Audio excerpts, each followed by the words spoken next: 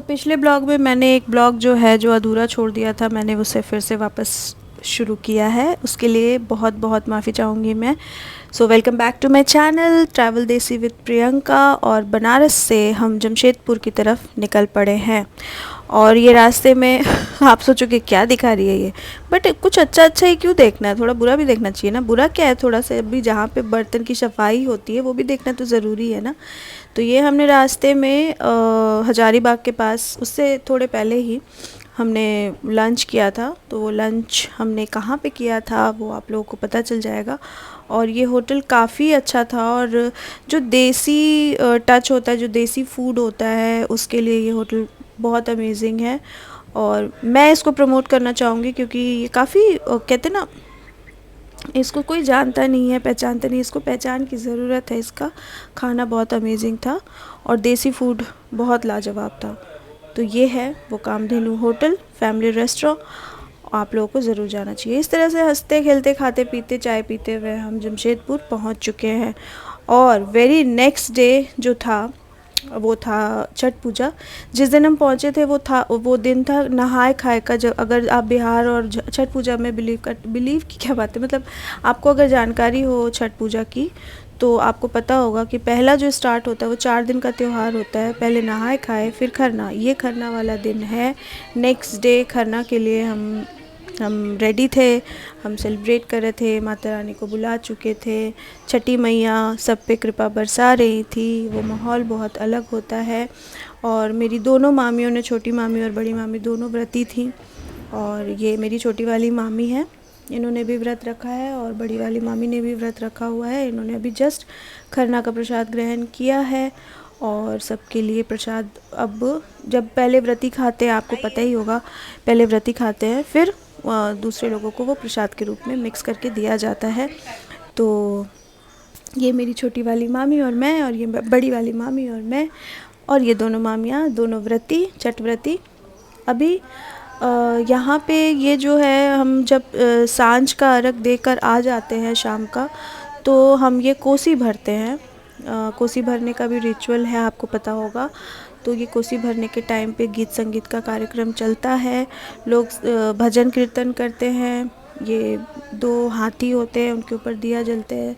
जो भी छठ करते हैं, जिनके यहाँ कोसी भरती, जिनके घर में शादियाँ होती है, अच्छी चीज़ें होती है, वो लोग कोसी भरते हैं, जो बहुत अच्छी उसको बहुत पॉजिटिव माना जाता है। तो इस तरह से कोसी भर के उसके बाद इसमें हवन भी करते हैं। जो कोसी भरने के बाद, दिए जलाने के बाद, अल्पना देने के बाद इसमें भजन कीर्तन करते हैं, माँ का भजन करते हैं, छठी मैया का। और सारे परिवार के सुख समृद्धि के लिए हम प्रार्थना करते हैं छठी मैया से। उसके बाद इसमें हवन चढ़ाया जाता है, जो हवन सामग्री होती है वो हवन चढ़ाया जाता है। ये मेरा सुपुत्र आर्यवीर सिंह राठौर हवन कर रहा है। ये आप हमारे घर के बच्चों के लिए बहुत इम्पॉर्टेंट है कि जब आपके घर में इस तरह की चीज़ें होती है, इस तरह के पर्व त्यौहार होते हो, तो बच्चों को ये बताना बहुत ज़रूरी होता है कि हम कहाँ से बिलोंग करते हैं, हमारे रिचुअल्स क्या हैं। नेक्स्ट डे मॉर्निंग, आप सूर्योदय से पहले आप लोगों को पता होगा कि छठ जो सूर्य भगवान को अर्घ देते हैं, उनके सूर्योदय से पहले ही सारे व्रती सारी तैयारियां करके दिए जलाकर उनका इंतज़ार करते हैं पानी में डूबकर। तो बस हम सुबह सुबह पहुंच गए थे, कुछ 4:30-5 बजे, नहा धो के तैयार होके सारी तैयारियां करके, और हम इंतज़ार कर रहे हैं सूर्योदय का कि सूर्य देवता कब हमें दर्शन देंगे और हम उन्हें अर्घ देंगे। इसके पहले ये हमारी नानी जी है। नानी जी एज़ यूजुअली पहले ये बहुत व्रत करती थी, उसके बाद इन्होंने अपने जो व्रत है वो अपनी बड़ी बहू और छोटी बहू को दे दिया, हमारे मामी, दोनों मामियों को। तो वो लोग करती हैं। अभी मामी सेवा में लगी रहती है, एक्चुअल में पूरा काम यही करती हैं। नानी जी को हैट्स ऑफ है, क्योंकि जो उनकी उम्र है उस हिसाब से वो सब कुछ करती है। अब ये सूर्यदेव के दर्शन हो चुके हैं और सारे व्रती खड़े हैं इंतज़ार में कि बस प्रकाश उनका आ चुका है और हम अर्घ देने के लिए तैयार हैं। सुबह का अर्घ बहुत इम्पॉर्टेंट होता है, छठ व्रतियों को पता है, जो भी छठ में पूजा मनाते हैं उनको पता है सुबह का अर्घ बहुत बहुत ज़रूरी होता है। और ये अर्घ देते हुए सारे लोग अर्घ दे रहे हैं। मैं यहाँ तैयारियों में लगी हूँ, सारे लोगों की सेवाओं में लगी हूँ। ये बहुत ही हर्षोल्लास का त्यौहार है, महापर्व कहा जाता है। छठ पर्व महापर्व कहा जाता है। यही कारण है कि हमारे झारखंड बिहार साइड में अब तो हर जगह होने लगे हैं, मगर पहले बिहार में बहुत ज़्यादा इम्पोर्टेंट था। जो ठेकुआ का प्रसाद चढ़ता है, गन्ने का प्रसाद, और कचौनी बोलते हैं, चावल के लड्डू को कचौनी। वहाँ के बाद छठ पूजा मनाने के बाद मैं निकल पड़ी अपने घर की तरफ। मतलब हम अपने होम टाउन, अपने मायके माँ का घर, वहाँ चल पड़ी। बस ऑन द वे हम चल पड़े। इतना बैक टू बैक हम लोगों की इस बार ट्रिप थी ना, क्योंकि कम दिन था और बच्चों के स्कूल स्टार्ट हो जाते हैं। और बस निकल पड़ी अपने घर की तरफ, अपने बचपन की तरफ, अपने मायके की तरफ, अपनी माँ की तरफ, अपने पिताजी की तरफ, बस। मेरा जो ससुराल है वो जमशेदपुर में है, और मेरा जो मायका है वो है बोकारो स्टील सिटी के एक छोटे से गांव में, जिसका नाम है देउलताड़। थाना इसका पड़ता है चंदन क्यारी, जो फेमस है इलेक्ट्रिक स्टील प्लांट वहाँ पे ही बना हुआ है। बोकारो स्टील सिटी आप लोगों को पता होगा कि एशिया का सबसे बड़ा प्लांट सिटी है, तो बोकारो स्टील सिटी इसी तरह से फेमस है। मैं वहाँ से मैंने बॉर्न एंड बॉटअप मेरा बोकारो स्टील सिटी में ही है, और मैं बिल्कुल देसी हूँ। बहुत मुझे देसी चीज़ों के बारे में काफ़ी आइडिया है। यहाँ पे बहुत सारे, यहाँ बॉम्बे में क्या होता है कि वो कोई भी फूल पकड़ा के कह देंगे। एक पिंक कलर का एक फूल होता है जिसको हम पौधा फूल कहते हैं, बंगाली टोन है इसका, और मुझे उसका वही नाम पता है, बचपन से वही सुना है। उसको बोलते हैं कमल फूल है। कमल फूल क्या होता है, पौधा फूल क्या होता है, इसका डिफरेंस मुझे पता है। बहुत सारी चीज़ें हैं जो यहाँ पे लोगों को नहीं पता है, कुछ भी बता के बोल देते हैं कि ये वो है। ऐसा नहीं होता है। देसी चीज़ होती है, और शहरी शहरी होती है। ये लोगों को समझना होगा। मैं देसी हूँ, मुझे तो बेवकूफ़ नहीं बना सकते। मैं बिल्कुल देसी हूँ, पूरी देसी girl.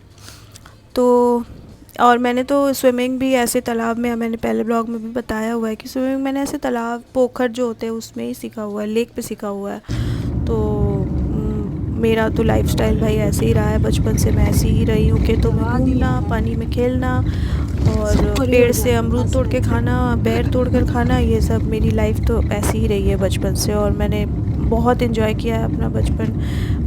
All credit goes to my parents. मेरे पापा बहुत ओपन माइंडेड थे, वो कभी भी मुझे किसी चीज़ के लिए रोकते नहीं थे। खैर, मेरी बकबक के बाद मैं आखिरकार पहुंच चुकी हूं अपने गांव, अपने प्यारे से छोटे से गांव में। और मैं इस गांव की कुछ खासियत है जो मैं आपको ज़रूर बताना चाहूँगी।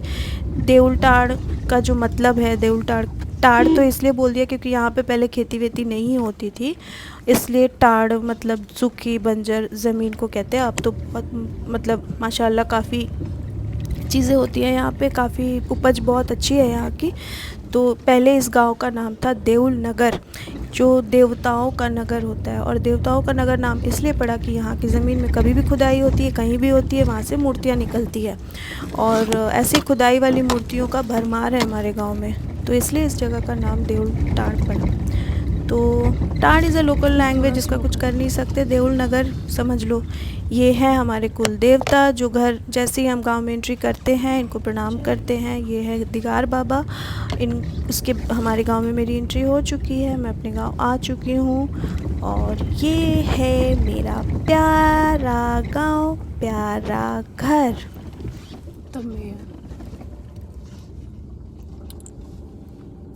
गांव का एक रिचुअल है कि जब आप गांव में जाते हो तो आप अपने जो कुल देवी है वहाँ के दर्शन के लिए ज़रूर जाओ।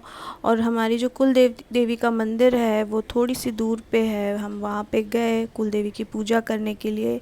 और ये मेरे भैया और उनकी बेटी, उसका मुंडन भी करवाना था, तो वो भी एक नियम करना था। क्योंकि मैं बुआ हूँ तो उसका जो बाल है मुझे बहाना होता है नदी में।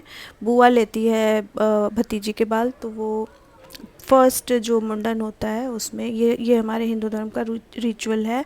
तो इसलिए मैं गई हुई थी, मैंने सोचा कि अभी ये चीज़ें कर लेती हूँ। तो हम गए कुल देवी की मंदिर में, पूजा कराई बहुत अच्छे से, और उसका मुंडन भी हो गया। बहुत अच्छी जगह है, बहुत शांत, बहुत प्योर। बट वहाँ पे आप मंदिरों में आप देखोगे वहाँ बलि प्रथा है और आप उसको चेंज नहीं कर सकते। बहुत मान्यता है इन सब चीज़ों की। बंगाल में आप जितनी भी जगह जाओगे आपको ये रिचुअल बहुत कॉमन मिलेगा। वहाँ बलि प्रथा है, माता रानी को वहाँ पे भेंट चढ़ाते हैं, जो बकरे होते हैं उसकी भेंट चढ़ाते हैं। बलि प्रथा वहाँ पर है और हम बहुत बिलीव करते हैं इन सब चीज़ों पे। बहुत पावर होता है इन सब चीज़ों में। ये बहुत ही खूबसूरत है ये मंदिर, बहुत नेचर के बीच में, बिल्कुल जंगल के बीच में है। इमेजिन कितना खूबसूरत होगा ये। जय माता रानी, जय दुर्गा मैया, बोलो बोलो दुर्गा माँ की जय।